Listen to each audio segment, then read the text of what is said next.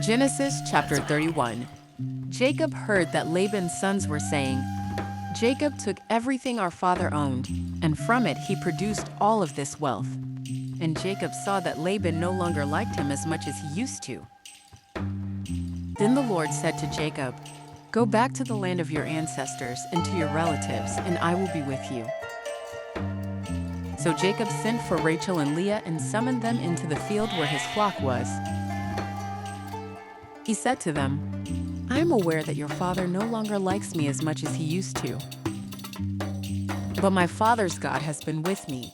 You know that I've worked for your father as hard as I could. But your father cheated me and changed my payment 10 times, yet God didn't let him harm me. If he said, 'The speckled ones will be your payment,' the whole flock gave birth to speckled young. And if he said, 'The striped ones will be your payment,' the whole flock gave birth to striped young. God took away your father's livestock and gave them to me. When the flocks were mating, I looked up and saw in a dream that the male goats that mounted the flock were striped, speckled, and spotted. In the dream, God's messenger said to me, 'Jacob,' and I said, 'I'm here.' He said, 'Look up and watch all the striped, speckled, and spotted male goats mounting the flock. I've seen everything that Laban is doing to you. I am the God of Bethel, where you anointed a sacred pillar and where you made a solemn promise to me. Now get up and leave this country and go back to the land of your relatives.' Rachel and Leah answered him, 'Is there any share or inheritance left for us in our father's household? Doesn't he think of us as foreigners since he sold us and has even used up the payment he received for us? All of the wealth God took from our father belongs to us and our children. Now do everything God told you to do.' So Jacob got up, put his sons and wives on the camels, and set out with all of his livestock and all of his possessions that he had acquired in Paddan Aram, in order to return to his father Isaac in the land of Canaan. Now while Laban was out shearing his sheep, Rachel stole the household's divine images that belonged to her father.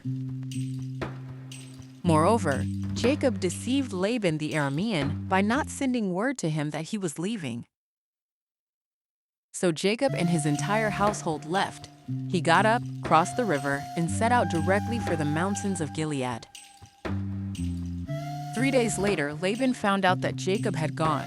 So Laban took his brothers with him, chased Jacob for 7 days, and caught up with him in the mountains of Gilead.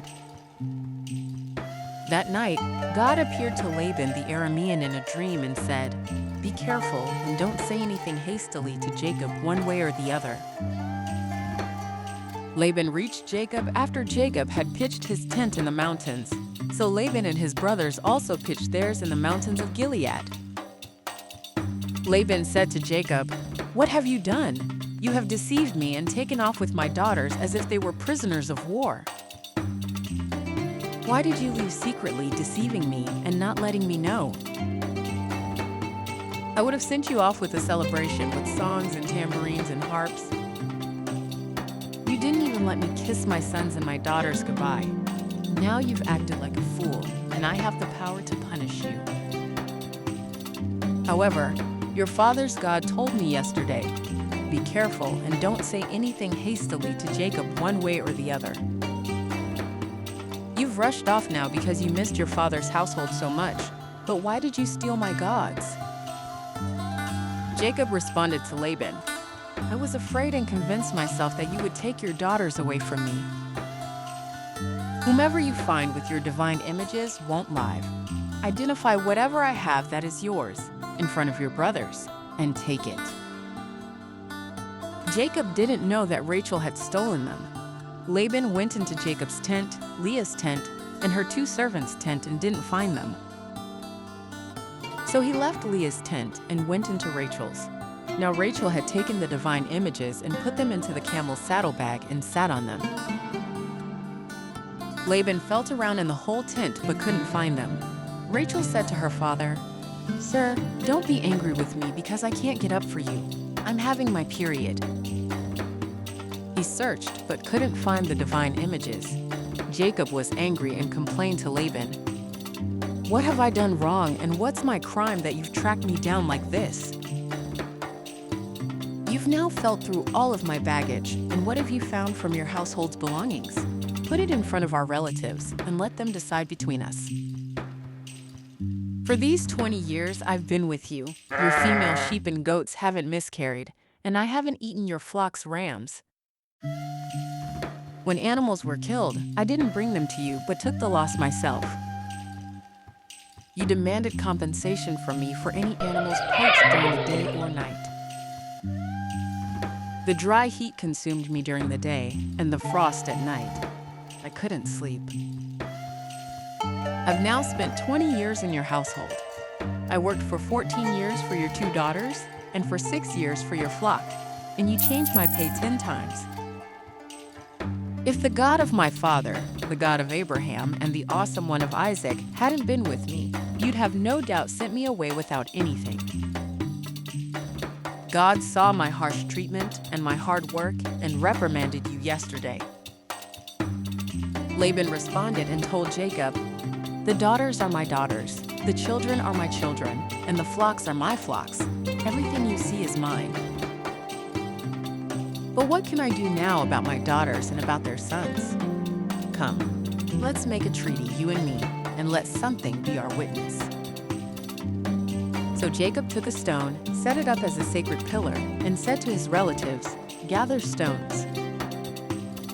So they took stones, made a mound, and ate there near the mound. Laban called it Jagar-Sahadutha, but Jacob called it Gilead. Laban said, "This mound is our witness today," and therefore he too named it Gilead. He also named it Mizpah because he said, "The Lord will observe both of us when we are separated from each other. If you treat my daughters badly, and if you marry other women, though we aren't there, know Hello, that God you are calling observed our outside. witness." Laban said to Jacob, "Here is this mound, and here is the sacred pillar that I've set up for us. This mound and the sacred pillar are witnesses that I won't travel beyond this mound and that. You won't travel beyond this mound and this pillar to do harm. The God of Abraham and the God of Nahor will keep order between us." So Jacob gave his word in the name of the awesome one of his father Isaac. Jacob offered a sacrifice on the mountain and invited his relatives to a meal. They ate together and spent the night on the mountain. Laban got up early in the morning, kissed his sons and daughters, blessed them, and left to go back to his own place. Genesis chapter 31.